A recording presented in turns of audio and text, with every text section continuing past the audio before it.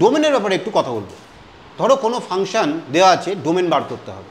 Domain মানে ইনপুটের বাড়ি, মানে এক্স কোন কোন জায়গা থেকে নেওয়া যেতে পারে, কোন কোন জায়গা থেকে নেওয়া যেতে পারে না। রেস্ট্রিকশনটা কিন্তু মাথায় রাখতে হবে, রেস্ট্রিকশন নিশ্চয়ই কিছু কিছু থাকতে পারে। তাহলে সেক্ষেত্রে আমাদের দুটো জিনিস মাথায় রাখতে হবে। যদি ফাংশনটা যদি নিউমারেটর বাই ডিনোমিনেটর হয়, মানে ডিনোমিনেটরে যদি একটা ধরো এক্স যুক্ত একটা কোনো টার্ম থাকে, তাহলে সেই নিচে কিন্তু কখনো শূন্য হতে পারবে না। এটা ফাংশনের ইনপুটের মানে দেওয়ার ক্ষেত্রে, ইনপুট হওয়ার ক্ষেত্রে প্রথম কিন্তু এটা একটা শর্ত যে নিচে যে থাকবে যদি লব বাই হর থাকে, হরটা শূন্য হতে পারে না, কেন হর শূন্য হলে আনডিফাইন্ড হয়ে যায়।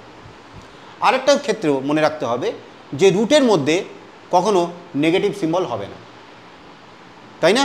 রুটের মধ্যে কখনো নেগেটিভ সিম্বল হবে না, এটা মাথায় রাখতে হবে।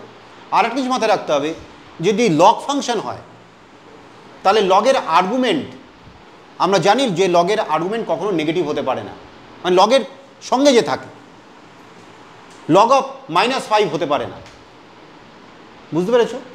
তাহলে এইটাও মাথায় রাখতে হবে। আর একটা কিছু মাথায় রাখতে হবে যে লগের বেস, কারণ বেসেও কিন্তু এক্স থাকতে পারে। এরকম একটা ধরো ফাংশন হয়ে গেল যে লগের বেসটাও একটা ভ্যারিয়েবল, তা লগের বেসের ক্ষেত্রে আমরা জানি যে লগের বেস কখনো 1 হতে পারে না, always greater than 0, always greater than 0, not greater equal to 0, always greater than 0, কিন্তু নেভার বি ইকুয়াল টু 1।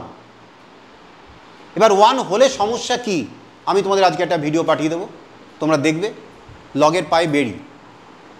তুমি তো দেখেছো বোধহয় ভিডিওটা, আমি আজকে একবার গ্রুপে পাঠিয়ে দেবো, লগের দুটো ভিডিও পাঠিয়ে দেবো, পুরো লগের কনসেপশন দুটো ভিডিওতে ক্লিয়ার হয়ে যাবে। এটা দেখে নেবে, তাহলে তোমার কাজে লাগবে। তাহলে এই জিনিসগুলো ডোমেন যখন বার করবো তখন এই জিনিসগুলো মাথায় রাখতে হবে। কী কী? 1 নম্বর, 3টে জিনিস আমরা তাহলে মনে রাখলাম।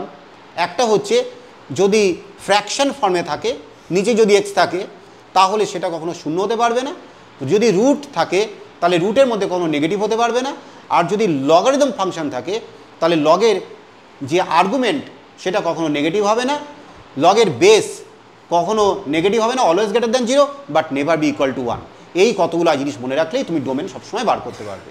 এবার দেখো একটা এক্সাম্পল দিচ্ছি, 5 মার্কের 1 small 1, y equal to log of x base 10। এই ফাংশন দেওয়া আছে, বলছে ডোমেন বার করো। তাহলে তোমরা কি করবে? তোমরা জানো যে আর্গুমেন্ট, এখানে এক্সটা কি আছে? লগের আর্গুমেন্ট। এই আর্গুমেন্ট কখনো নেগেটিভ হতে পারে না, তাহলে always x greater equal to 0। এই তো ব্যাপার। কি ঠিক লিখলাম? কি ভুল লিখেছি?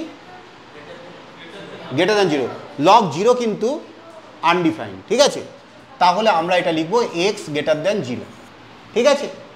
তাহলে আমরা এটা ডোমেনটা কি লিখবো?